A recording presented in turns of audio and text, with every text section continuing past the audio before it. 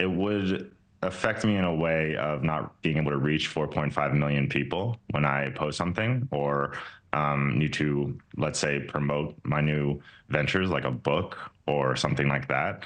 And it would just be really hard also just to see something as wonderful and community building as TikTok just go away, because I have some great friends now that I've met through TikTok, and it would just be really sad. Well, that is TikToker Sydney Raskin back in April after the White House announced a potential ban of TikTok. But next week, Raskin, along with other content creators, will get to voice their concerns as the White House hosts its first Creator Economic Conference on August 14th. The summit comes as TikTok is still set to be banned by January 19th, 2025, unless a U.S. company buys it from its Chinese parent company, ByteDance. But a legal battle could drag on as ByteDance refuses to sell the company, calling the ban a violation of the First Amendment. A new report found that in the U.S., 170 million Americans use the app, along with 7 million small businesses. And that generated around $15 billion in revenue in 2023. While concerns about TikTok have centered around national security, other issues like AI, fair pay, mental health, and privacy are topics the White House plans to address at this conference as well. Joining us now is one of the TikTok creators attending the conference, Sydney Raskin, back again, 4.5 million TikTok followers, and also the author of Life Hacks, Tips and Tricks, and More Things I Didn't Know Until I Was in My 30s. Sydney, wonderful. Thank you for the shout. Great to see you again. So the White Good to House see you. conference, wonderful to have you. That's next week. What are you anticipating? What do you expect will be talked about? Do you think a ban is going to be brought up and discussed thoroughly during this conference? Yeah, I really hope so. Thank you so much for having me. Always great to talk to you.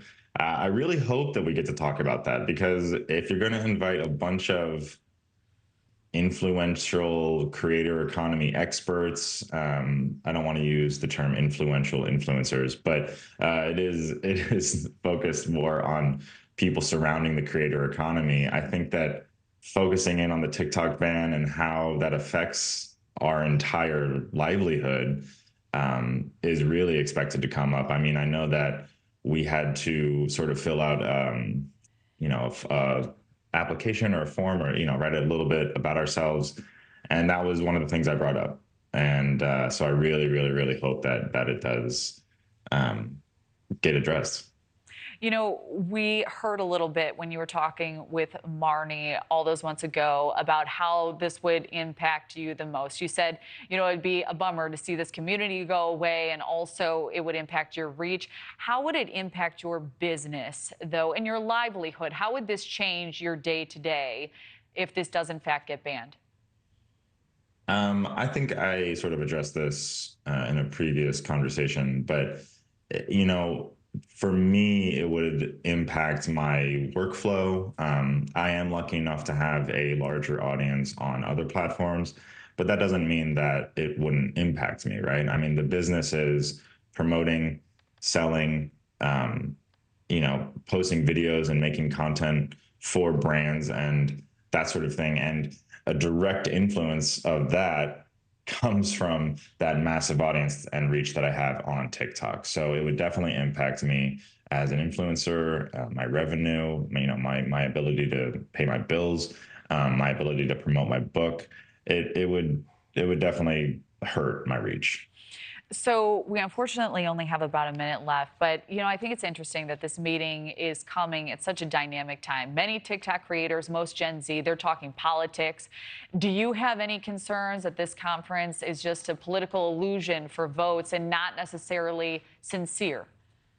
Yeah, I mean, I think that anything surrounding a massive political cycle is sort of something that wants to be seen as something bigger. But I do really hope, I know I've seen some of the other people that have been, that are going to be attending, and it really does seem like this is a serious, let's try to understand how these people are making money. And it's not just about TikTok. I think that it's going to be more focused on how can we implement policy to legitimize this entire industry, this booming industry that so many people want to be a part of and so many people already are a part of. Thank you for watching. Go to newsnationnow.com to find NewsNation on your television provider. And don't forget to click the red subscribe button below to get more of NewsNation's fact-driven, unbiased coverage.